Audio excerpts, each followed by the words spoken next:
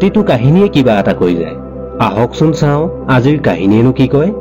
আজিৰ কাহিনী হৈছে আপোনাৰ ক্ষমতা আৰু মোৰ স্থিতি।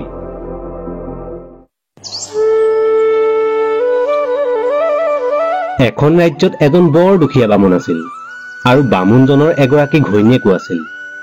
বামুণজনে তাৰ ঘৰখনৰ ওচৰৰ অঞ্চলটোতে যাগযজ্ঞ কৰি যি ধন পাইছিল তাৰেই তাৰ ঘৰখন চলিছিল। এদিনাখনৰ কথা। এদিনাখন বামুণজনে প্ৰতিদিনৰ দৰে কৰবাত যাগযজ্ঞ কৰিবলৈ ওলাই যাওঁতে ঘৈণীয়েকে ক'লে, হেৰি শুনিছনে, বিহুলৈ আৰু বৰ বেছি দিন নাই।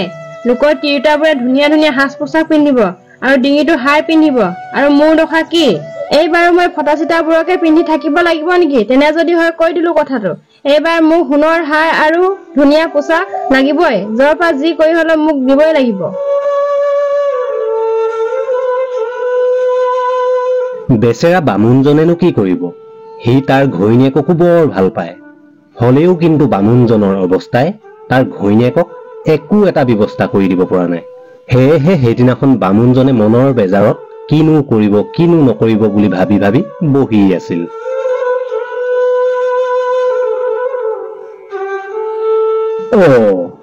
এই বামুণৰ আকৌ আজি কি হল? হে বামুণ ককাই, দেখিছো আপোনাক আজি বৰ দুখ মনেৰে চিন্তাত বহি আছে।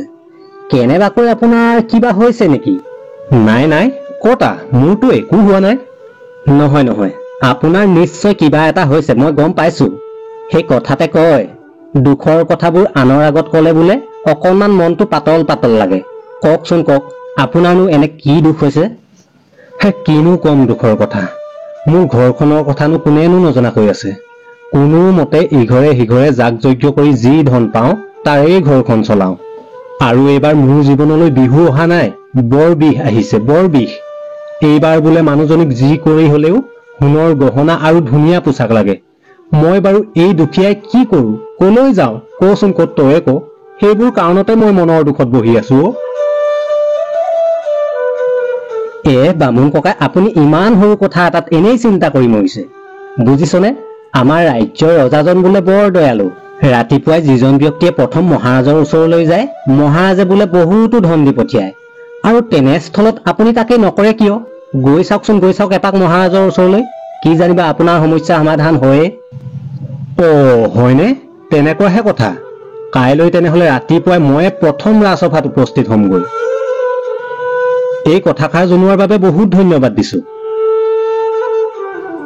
বামুণজনে মানুহজনৰ পৰা কথাবোৰ শুনি বৰ আনন্দ পালে আৰু খৰ ধৰকৈ ঘৰলৈ গল। বুজিছনে, এটা সুখবৰ আছে। কাইলৈ মই ৰাতিপুৱাই ৰাজসভালৈ যাম। আৰু যিজন ব্যক্তিয়ে বোলে ৰাজসভালৈ প্ৰথম যায় তেখেতক হেনো মহাৰাজে বহুতো ধন দি পঠিয়ায়।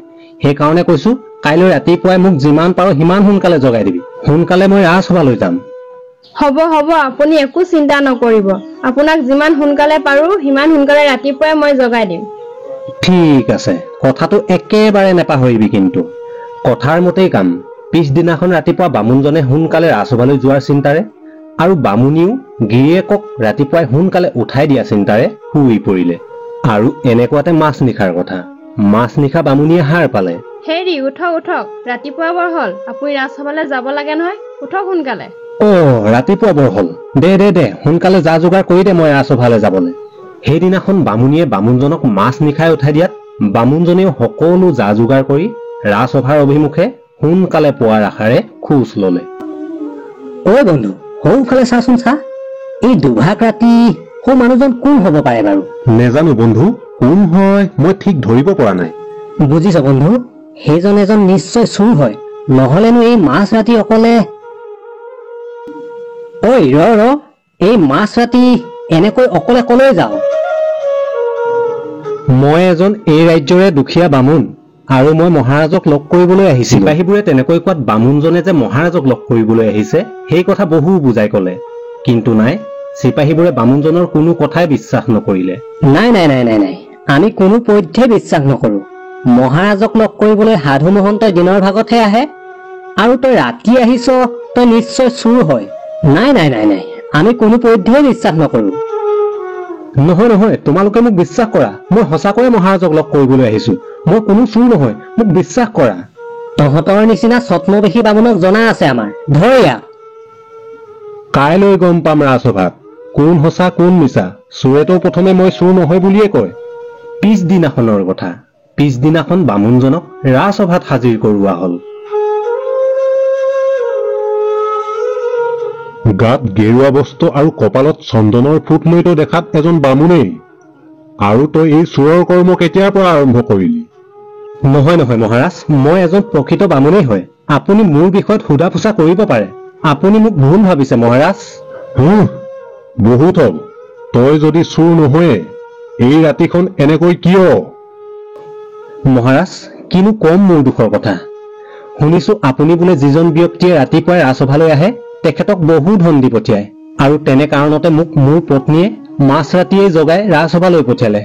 মইনো কি জানো মোৰ পাছে পাছে যে বিপদো আহি আছে, আৰু মই সেই বিপদৰ কাৰণে গোটেই ৰাতি কাৰাগাৰত থাকিলো, আৰু মই এতিয়া আপোনাৰ সন্মুখত মহাৰাজ। বামুণজনৰ সত্যতা দেখি মহাৰাজ বৰ প্ৰভাৱিত হল। বুজিছ বামুণ, মই তোৰ আত্মবিশ্বাসক বৰ পচন্দ কৰিছো। আৰু ক, তোক কি উপহাৰ লাগে? আৰু তই যিহকে বিচাৰ মই তাকেই দিম বামুণ, ক। মহাৰাজে তেনেকৈ কোৱাত বামুণজনে কিনো খুজিম কিনো নুখুজিম বুলি বৰ চিন্তাত পৰিলে। হেৰা বামুণ, কিনো চিন্তা কৰি আছ? ক, তোক কি উপহাৰ লাগে ক, মই তাকেই দিম। মহাৰাজ, আপুনি দিওঁ বুলি কৈছেই যেতিয়া আপোনাৰ আধা ৰাজ্যকে মোক দিয়ক। বামুণজনে কোৱা কথাষাৰ শুনি ৰাজসভাত থকা সকলো ব্যক্তিৰ লগতে মহাৰাজো বৰ আচৰিত হল, আৰু মহাৰাজে কোনোমতেহে তাৰ স্থিতি স্থিৰ ৰাখি বামুণজনক কলে, বামুণ, তই বাৰু ভালকৈ ভাবি চিন্তি চাইছনে? তই যে কি বিচাৰিছ? এইবাৰ বামুণজনে বৰ নম্ৰভাৱে মহাৰাজক কলে, মহাৰাজ, আপুনি যদি বিচৰা নাই আপোনাৰ আধা ৰাজ্য মোক দিবৰ বাবে নালাগে। আপুনি মোক দান হিচাপে এটা মাত্ৰ সোণৰ মুদ্ৰা দিলেই হ'ব মহাৰাজ। বছ, আৰুনো কি আছিল? বামুণজনৰ এইবাৰৰ কথা শুনি ৰাজসভাত থকা সকলো ব্যক্তিৰ লগতে মহাৰাজো আগৰবাৰতকৈ আৰু বেছিকৈ আচৰিত হল। হে বামুণ, মই আপোনাৰ কথা একেবাৰে ধৰিব পৰা নাই। আপুনি প্ৰথমে মোৰ আধা ৰাজ্য বিচাৰিলে, আৰু এতিয়া দেখিছো আপুনি একেবাৰে ন্যূনতম এটা সোণৰ মুদ্ৰা বিচাৰিছে। মই একেবাৰে ধৰিব পৰা নাই আপোনাৰ কথা। মহাৰাজ, কিনো কম, আপুনি এই ৰাজ্যৰ সৰ্বে সৰ্বা। সেইবাবে মই আপোনাৰ ক্ষমতা দেখি মই আপোনাৰ পৰা আধা ৰাজ্য বিচাৰিছিলো। আৰু মহাৰাজ, এতিয়া মই মোৰ স্থিতি দেখি এটা ন্যূনতম সোণৰ মুদ্ৰাহে বিচাৰিছো মহাৰাজ। সেইদিনাখন বামুণজনৰ কথা শুনি মহাৰাজে বুজিলে যে বামুণজন কিমান চতুৰ আৰু কিমান উপস্থিত বুদ্ধি আছে, আৰু সেইদিনাখনে মহাৰাজে বামুণজনক ৰাজসভাৰ এটা উচ্চ পদত নিয়োগ কৰাই দিলে। দৰ্শকসকল, আপোনালোকৰ যদি আৰু এনেকুৱা ধৰণৰ ধুনীয়া ধুনীয়া সাধু কথাবোৰ চাবলৈ মন গৈছে তেনেহলে সোঁফালে থকা এই ওপৰৰ প্লে লিষ্টটো ক্লিক কৰক, আৰু যদি মোৰ ব্লগিং ভিডিঅ'সমূহ চাবলৈ মন গৈছে তেনেহলে বাওঁফালে থকা এই ওপৰৰ প্লে লিষ্টটো ক্লিক কৰক। তেনেহলে আজিৰ ভিডিঅ'টো ইমানতে সামৰিছো, আৰু এটা অন্য ধুনীয়া ভিডিঅ'ত পুনৰ লগ পোৱা প্ৰতিশ্ৰুতিৰে।